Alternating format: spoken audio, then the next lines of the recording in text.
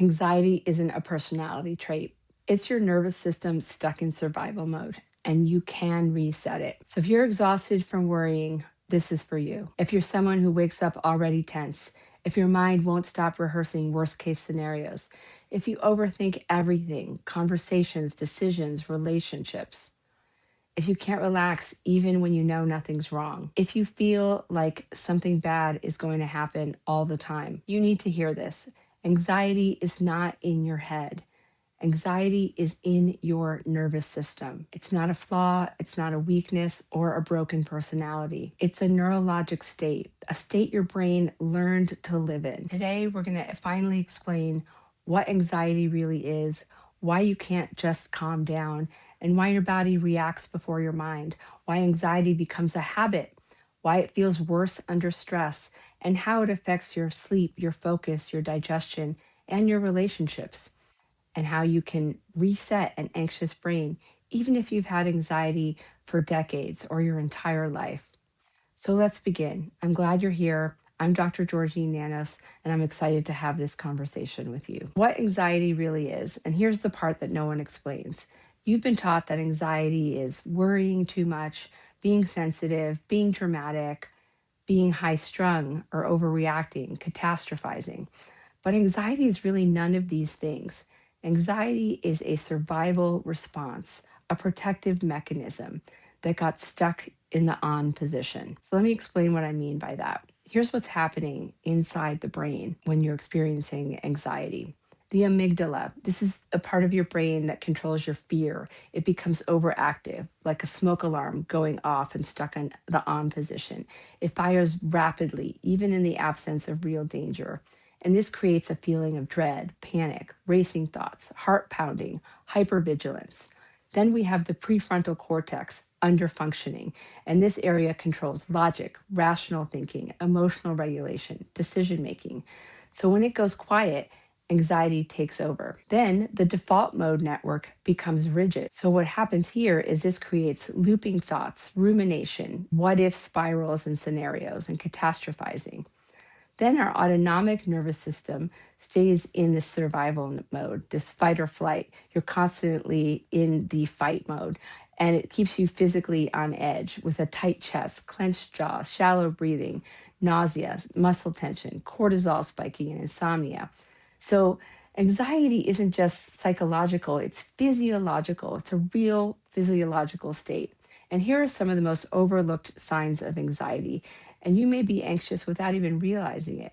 So, here are some of the symptoms that people don't necessarily ever connect to anxiety: irritability, snapping at people you love, feeling overwhelmed by really small tasks, difficulty concentrating, perfectionism, procrastination, stomach or digestive issues, feeling out of control, needing constant reassurance, emotional numbness, trouble making decisions, social exhaustion, waking up at 2 to 3 a.m. with dread, or feeling detached or numb. And anxiety is not just fear. Anxiety is a disconnected brain, a brain stuck between threat and exhaustion. So, why can't you just relax? I'll tell you why. Because the part of your brain responsible for calming you down, that prefrontal cortex, isn't online when the anxiety hits. Logical thinking can't override a triggered survival system, that amygdala that's firing that smoke alarm. That's why anxiety feels like this. It's when people tell me, I know this isn't logical, but I can't stop worrying. They know it's an irrational fear, but my brain won't shut off. I can't stop bracing for impact.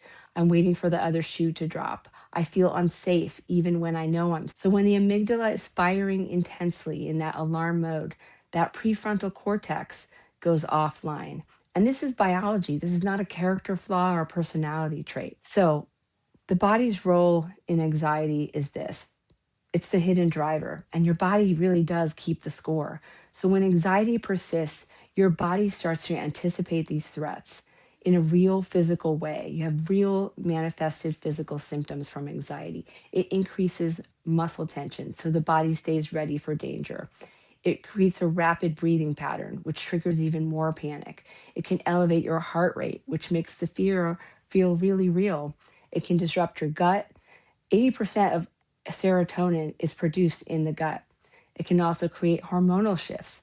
Cortisol and adrenaline remain really high. Sleep disruption also occurs. So your brain never enters that deep sleep or deep rest. And then your physical body becomes part of that anxiety loop. So, this is why anxiety feels so all consuming. It's not just about your thoughts, it's your entire nervous system engaged in threat mode. So, how does anxiety become a pattern? Your brain is plastic and malleable, and it learns through repetition. So, when anxiety is firing often enough, our brain begins to code it as the default state. And this is how anxiety becomes chronic, anticipatory, generalized, and triggered easily, and really hard to turn off. Your brain isn't trying to torture you. Your brain is actually trying to protect you, sometimes too aggressively. That's what's happening in an anxious. So, what actually heals anxiety? You don't heal anxiety by suppressing thoughts. You heal anxiety by resetting the circuits that are keeping your brain in this survival mode. And this requires strengthening the prefrontal cortex so that you can regulate emotions and think clearly under stress, calming down that amygdala, that smoke alarm, so the body stops reacting to non threats, increasing cognitive flexibility so that your brain can shift out of fear loop, rebalancing the autonomic nervous system so your body stops firing danger signals when they're not really there, and improving sleep circuits so that the brain can repair itself and restore. These are not psychological tasks, these are neurological tasks. And that's why TMS works so powerfully for anxiety.